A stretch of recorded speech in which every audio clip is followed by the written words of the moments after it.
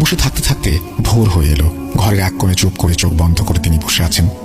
আমি ঘরের চারিদিকে তাকিয়ে দেখলাম প্রায় 10টা মানুষের মাথার খুলি, সাথে 4টা ভেড়া আর 2টা গরুর মাথার খুলি, কিছু লাল সুতো, একটা বড় তৈলচিত্রের ছবি যেখানে দেখা যাচ্ছে কিছু কালো কাপড় পরা মানুষ আকাশের দিকে তাকিয়ে আছে। সম্পূর্ণ আকাশ রক্তবর্ণ লাল, আর তাদের চারিদিকে অসংখ্য মাথার খুলি, অনেক ভয়ানক। আমি বেশিক্ষণ তাকিয়ে থাকতে পারলাম না ওই চিত্রের দিকে।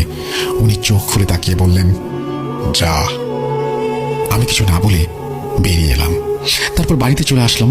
আসার পর দাদা আমাকে দেখে বললেন, তোর এই অবস্থা কেন? শুকনো মুখ, আর দেখি গলায় কিসে দাগ? হাত দিয়ে গলা সরিয়ে দেখে চমকে উঠলেন। বললেন, যা ভেবেছিলাম তাই, আবার আবার ফিরে এসেছো। আর কত নেবে সে? কবে ক্ষান্ত হবে? কাল কি হয়েছে ঠিক ঠিক করে বল আমাকে। আমি বললাম। শুনে আমার হাতটা ধরে টান দিয়ে বললেন, হায়, তাড়াতাড়ি খেয়ে নে, দেরি করার সময় নেই, আমাদের এখনই যেতে হবে।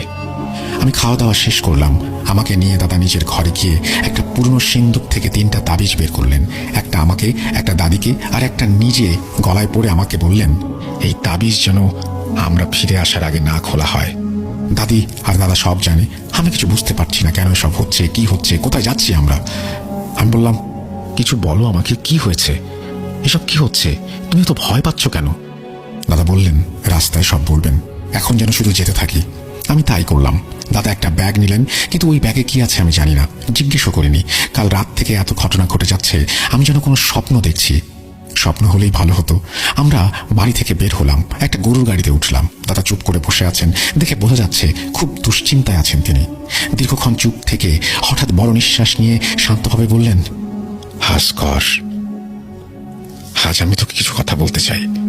কথাগুলো তোর জানা খুব জরুরি। আগে বললে হয়তো কাল রাতে তোর নরঘাতক পিশাচের মুখে পড়তে হতো না।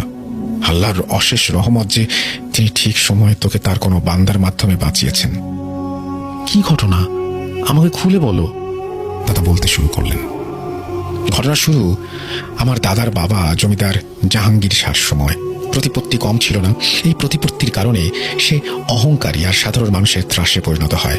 উনি তখন তার বাড়িতে প্রতি মাসে একবার করে জলসার আয়োজন করতেন।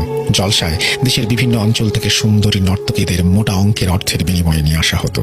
ঠিক তেমনি এক জলসায় জমিদার জাহাঙ্গীর শাহ এক নর্তকীকে দেখে নিজের নিয়ন্ত্রণ হারিয়ে ফেলে। তাকে খুব খারাপ একটা প্রস্তাব দেয়, যার ফলে নর্তক দল তার কাছে অনেক অনুরোধ করে যাতে জমিদার সাহেব ওনাদের ছেড়ে দেয়। কিন্তু সেই পাষণ্ড জমিদার সবাইকে একসাথে বেঁধে পানি ভর্তি কুয়াতে ফেলে দেয়, আর সেই নর্তকীকে 4 দিন বন্দি রেখে তার উপর অমানবিক নির্যাতন চালায়। 4 দিন পর যখন সেই মেয়েটি পালিয়ে যেতে সক্ষম হয়, চারিদিকে লোক পাঠানো